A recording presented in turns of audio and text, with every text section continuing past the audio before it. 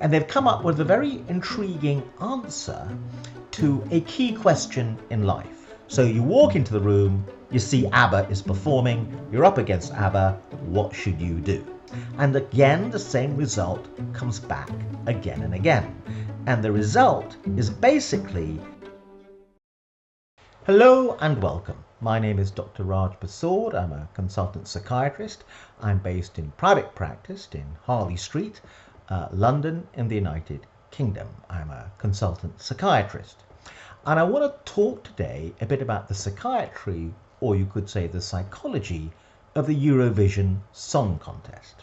The Eurovision Song Contest is upon us once again, and love it or loathe it, it does indeed harbour a secret that you might not be aware of, which is that psychologists have been analysing the data from the Eurovision Song Contest for many years and published it in obscure academic journals, experiments and surveys using this data, analysing it statistically, and they've come up with a very intriguing answer to a key question in life, which is when you go for a job interview or you find yourself in a room where there's speed dating going on, in any situation where your performance is going to be judged in sequence, is it best to be the first in line at a queue for a job interview?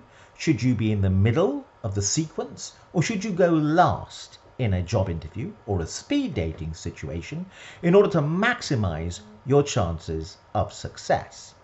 Believe it or not, data analyzed by psychologists published in academic journals, obscure papers, but important nonetheless, have come up with a very intriguing and interesting answer to this question. In other words, when you watch the Eurovision Song Contest, you may not be aware of this, but there's a very powerful order effect going on. What is an order effect? An order effect is known in psychology as in any sequence where, let's say, you take a series of job interviews where you've got candidates, some candidates go first, others go second, third, fourth, fifth, through to the last candidate in the job interview. An order effect suggests that where you come in the order could have a significant impact on your chances of success. You walk into a room, speed dating is going on, and there's a queue of people to see the person you most fancy. Should you try to elbow your way to the front of the queue, and in the hour or so in which the speed dating occurs, should you try to be first in the queue to see the person you fancy, to maximize your chances of attraction or interest from that person? Should you be in the middle of the group, or should you come last? The Eurovision Song Contest has provided an intriguing answer to that question. What is the answer? Okay, so if we go back to 1974, Abba wins the Eurovision Song Contest with a hit single called Waterloo. They actually sang the song a little bit before the middle of the order of the sequence of contestants in 1974. Did that order make a difference? Did it influence the outcome?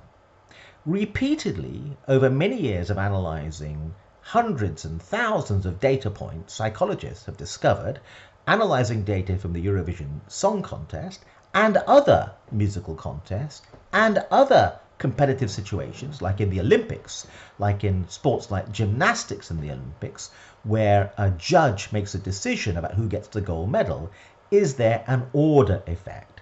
Does it make a difference whether you go first, you're in the middle, or you go last?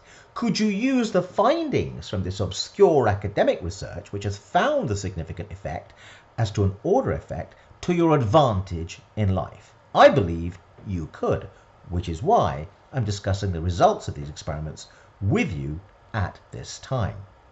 Before I reveal the answer, let's discuss how most people think about this problem in terms of being amateur psychologists. Most people are amateur psychologists, basically, in life.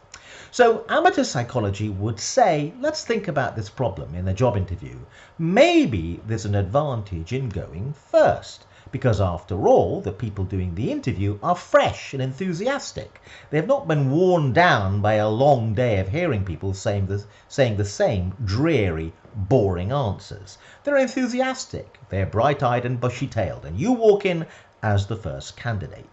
Now, there's a very well-known, actually scientific psychological effect of association going on here, which is that, and it's a true effect, they're feeling great and positive, and they've not been worn down by the long day ahead yet, and they make an association between their positivity and the first candidate. They're feeling great about the interview, but they don't realise that the real reason they're feeling great is because it's the start of the day.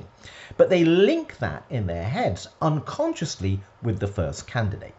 By the second, third, fourth, fifth, 12th candidate, when they've got worn down, although at some level they understand they've been worn down by the boringness and tediousness of the task at hand, they link that with the candidate. So by the time they're irritated and frustrated with the very last candidate, who is the last person standing in the way between them and the dry martini at home, they are, frankly speaking, angry with the last candidate. It's not the last candidate's fault, but basically their mood has darkened as the day has worn on. Therefore, according to this amateur psychological analysis, you should go first and you should avoid going last in any competitive situation where there's a sequence and a possible order effect. However, there's another strand of amateur psychology that says it's better to go last. And here's the argument. The argument is this, that when the panel retire to discuss all the candidates, the very last candidate will be the one that they remember the most, because that candidate is the most salient still in their heads as they sit around discussing the whole field of candidates. And there is a well-known psychological phenomenon that just because you remember most the person or a particular person, perhaps particularly the last person, and this is also known as a recency effect, then that will impact your judgment. You make a mistake. You think because you remember them more than the other candidates, that means they had more of an impact, and you therefore unconsciously decide they were the better candidate. So you can see that there's a conflict here between the analysis of amateur psychology, between going first or going last. Does the scientific research, borrowing heavily on data from the Eurovision Song Contest, reveal the answer to the question? Again, sorry to tease you, but before I reveal the answer, let me ask you another question.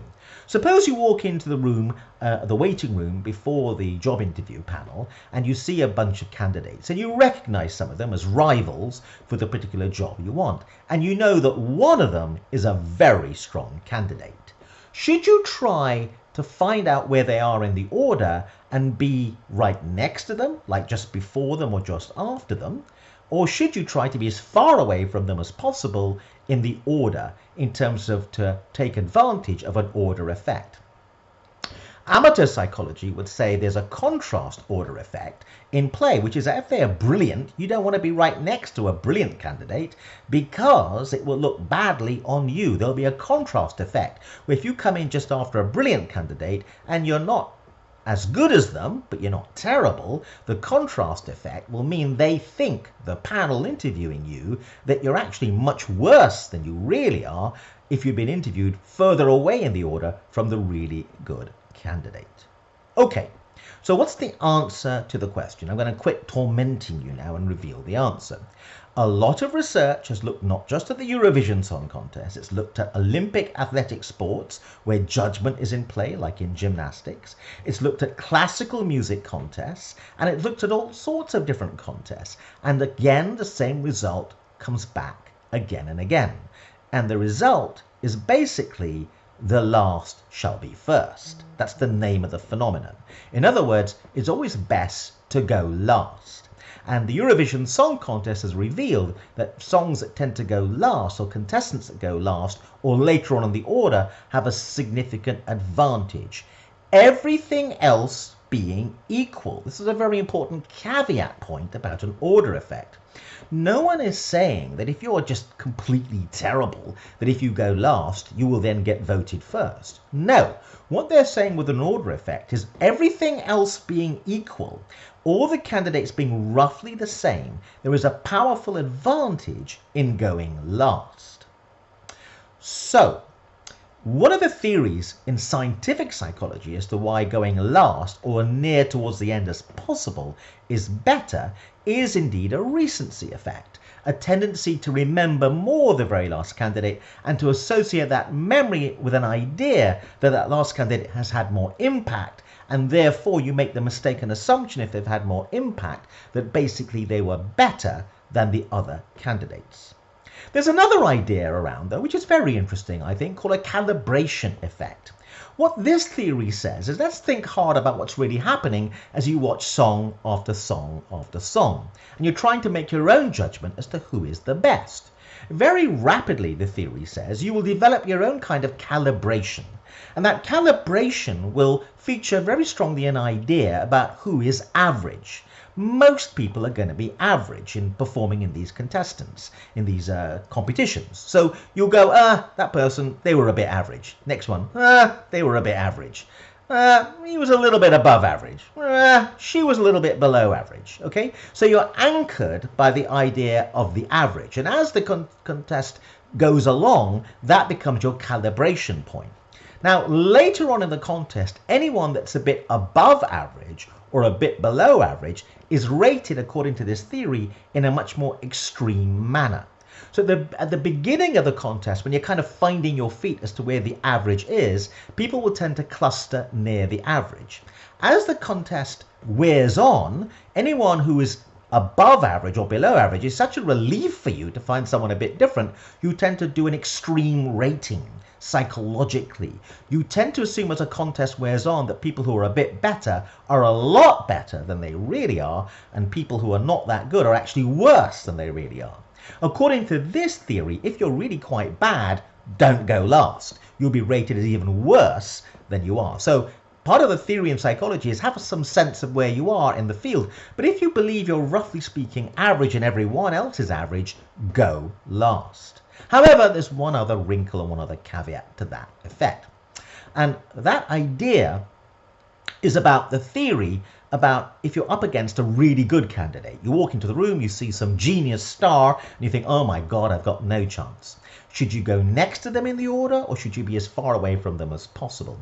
The evidence, again, from scientific research, particularly looking at Olympic athletes who are judged in terms of getting the gold medal or the silver medal, is go near, surprisingly enough, the star athlete. Go near the star performer. There's what's called an assimilation effect. If you go just after a star performance, an assimilation effect is that the judges tend to associate you and your performance with the star performance. They tend to score people higher, the ones who are just after a superior or star performance, compared to people further away. So, the answer to the question, and just again before I give you the ultimate answer, one other phenomenon going on is as time goes on and you think hard about what was really good about a performance, and then you think back to a past performance, 2 or 3 performances earlier, that was also possibly really good, the recency effect kicks in and you tend to rate the effect, the performance that was really good that you just saw as much better because of the recency effect than the performance that may be just as good 3 or 4 performances earlier. Amos Tversky, if you want to look this up, was the psychologist who actually got the Nobel Prize in economics, who came up with this idea of this contrast recency effect for order effects in cues in competitive situations. I will write a piece about all this research and put the references in and put a link in at the bottom of the video so that you can access some more information about this particular interesting question. Ultimately, the answer to the question of the best order to be in is find the star performer, make them go second to last, and you go last. And the psychological evidence is that's the best order effect, the best order to pick in any competitive situation where there's a sequence to maximize your chances. I want to emphasize again, this is assuming that everything else is equal, that you're not too terrible and everyone else is much the same. And it has to be said that many people would argue the problem with the Eurovision Song Contest is all the songs sound the same. Okay, what happens if you walk into the room and you're up against Abba? Abba won in 1974. We can't remember a single other contestant in that year because they were catapulted with their hit single Waterloo into superstardom and have never looked back since. So you walk into the room, you see Abba is performing, you're up against Abba, what should you do? What you should do is turn around and walk away because you've got no chance. And if you stay and fight, you will face your own personal Waterloo. Sorry, I just had to do that. Thank you very much for watching.